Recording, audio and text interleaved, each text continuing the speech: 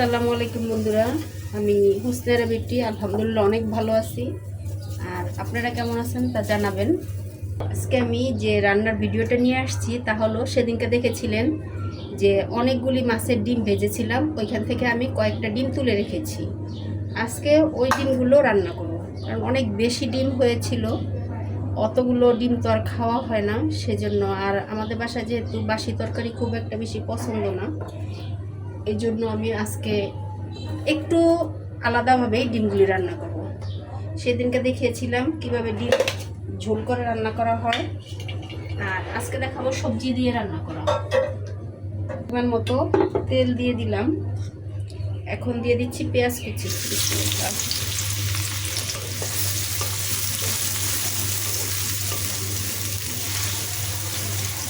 একটু পেঁয়াজ বাটা দিয়ে দিচ্ছি, একটু জিরা বাটা, একটু আদা রসুন বাটা ভেজে নিব।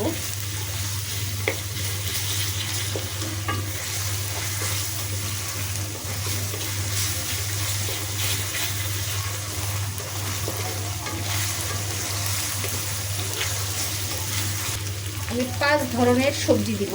দিয়ে দিচ্ছি 2টা কচুর ছড়ি,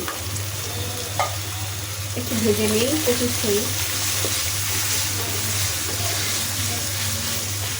দিয়ে দিচ্ছি আলু, এখানে আমি 2টা আলু দিয়েছি, কিন্তু আলুটা একটু বড় ছিল, মানে মাঝারি থেকে একটু বড়।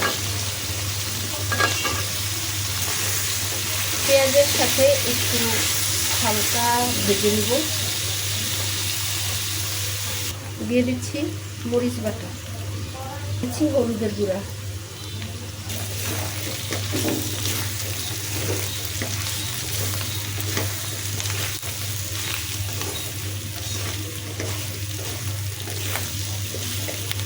স্বাদ মতো লবণ, একটু ধনিয়ার গুঁড়ো।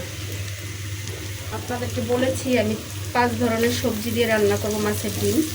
এখানে আলু আর কচুর ছড়ি আছে, আর এখানে আছে দেখেন গাজর, পেঁপে, বরবটি।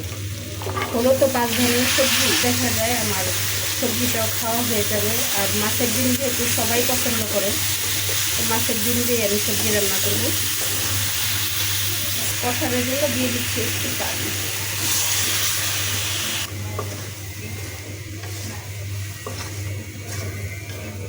আমি একটু কষিয়ে নিব সবজিটা। কষানো হয়ে গেছে আলহামদুলিল্লাহ। এখন দিয়ে দিব ঝোলের জন্য পানি। বিসমিল্লাহ। দিয়ে দিচ্ছি কাতল মাছের ডিমগুলি। বিসমিল্লাহ। এখন ঢাকনা দিয়ে রান্না করে নিব। বন্ধুরা, আমার রান্নার আইডিয়াটা কেমন ছিল, বা রান্নাটা দেখতেই বা কেমন হয়েছে জানাবেন। আর আমি আরেকটু টানিয়ে নিব ঝোলটা, এত ঝোলটা তরকারিতে রাখা যায় না। আর দেখেন ডিমগুলো